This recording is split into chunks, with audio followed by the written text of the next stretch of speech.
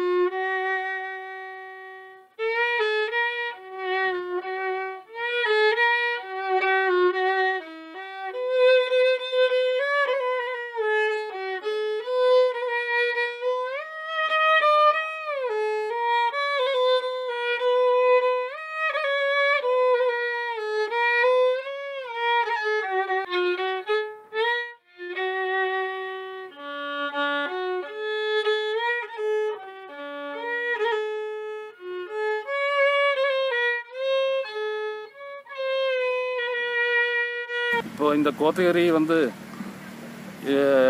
Climatic கண்டிஷனில் எல்லாம் பார்க்கும்போது இந்த கோத்தகிரி வந்து 2வது சுவிட்சர்லாந்து என்று எல்லாரும் அழைப்பார்கள்.